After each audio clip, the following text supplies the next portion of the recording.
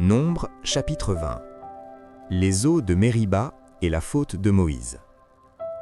Toute l'assemblée des enfants d'Israël arriva dans le désert de Tsin le premier mois, et le peuple s'arrêta à Kadès. C'est là que mourut Marie et qu'elle fut enterrée. Il n'y avait point d'eau pour l'assemblée, et l'on se souleva contre Moïse et Aaron. Le peuple chercha querelle à Moïse. Ils dirent : Que n'avons-nous expiré quand nos frères expirèrent devant l'Éternel ? Pourquoi avez-vous fait venir l'assemblée de l'Éternel dans ce désert pour que nous y mourions, nous et notre bétail ? Pourquoi nous avez-vous fait monter hors d'Égypte pour nous amener dans ce méchant lieu ? Ce n'est pas un lieu où l'on puisse semer, et il n'y a ni figuier, ni vigne, ni grenadier, ni d'eau à boire. Moïse et Aaron s'éloignèrent de l'assemblée pour aller à l'entrée de la tente d'assignation. Ils tombèrent sur leur visage, et la gloire de l'Éternel leur apparut. L'Éternel parla à Moïse et dit : Prends la verge et convoque l'assemblée, toi et ton frère Aaron. Vous parlerez en leur présence au rocher, et il donnera ses eaux. Tu feras sortir pour eux de l'eau du rocher, et tu abreuveras l'assemblée et leur bétail.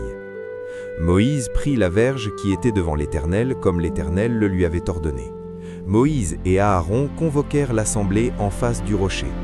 Et Moïse leur dit : Écoutez donc, rebelles, est-ce de ce rocher que nous vous ferons sortir de l'eau ? Puis Moïse leva la main et frappa 2 fois le rocher avec sa verge. Il sortit de l'eau en abondance.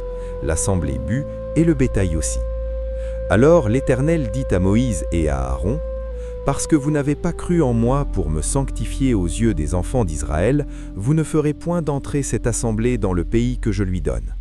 Ce sont les eaux de Mériba, où les enfants d'Israël contestèrent avec l'Éternel, qui fut sanctifié en eux.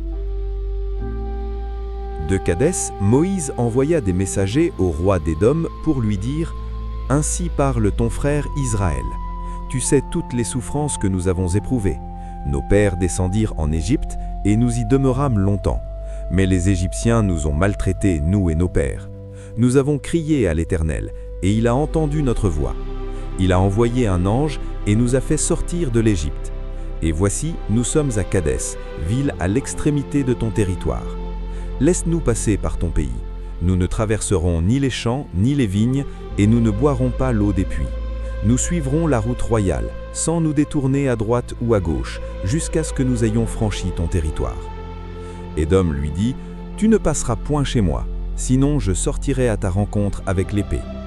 Les enfants d'Israël lui dirent : Nous monterons par la grande route, et si nous buvons de ton eau, moi et mes troupeaux, j'en paierai le prix. Je ne ferai que passer avec mes pieds, pas autre chose.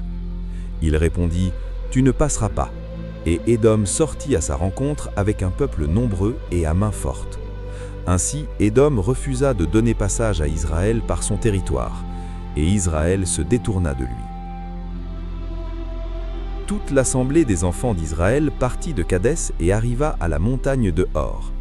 L'Éternel dit à Moïse et à Aaron, vers la montagne de Hor, sur la frontière du pays d'Édom : Aaron va être recueilli auprès de son peuple, car il n'entrera point dans le pays que je donne aux enfants d'Israël, parce que vous avez été rebelles à mon ordre, aux eaux de Mériba. Prends Aaron et son fils Éléazar, et fais-les monter sur la montagne de Hor. Dépouille Aaron de ses vêtements, et fais-les revêtir à Éléazar, son fils. C'est là que Aaron sera recueilli, et qu'il mourra. Moïse fit ce que l'Éternel avait ordonné. Ils montèrent sur la montagne de Hor aux yeux de toute l'assemblée. Moïse dépouilla Aaron de ses vêtements et les fit revêtir à Éléazar, son fils. Aaron mourut là, au sommet de la montagne. Moïse et Éléazar descendirent de la montagne. Toute l'assemblée vit que Aaron avait expiré, et toute la maison d'Israël pleura Aaron pendant 30 jours. En résumé, Myriam puis Aaron meurent.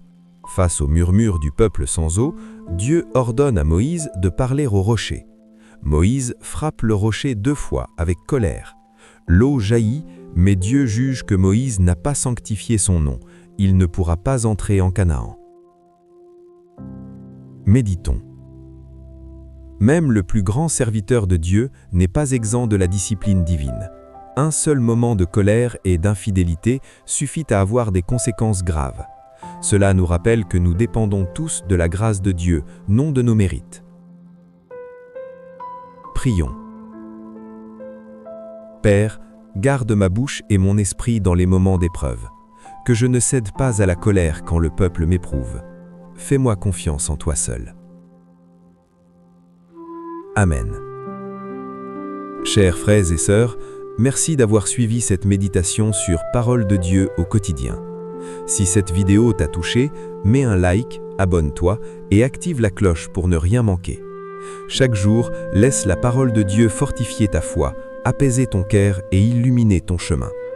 Partage cette vidéo pour que la lumière de Dieu continue de briller dans le monde. Et souviens-toi, Dieu t'aime et marche avec toi chaque jour. À très bientôt dans une nouvelle méditation de Parole de Dieu au quotidien.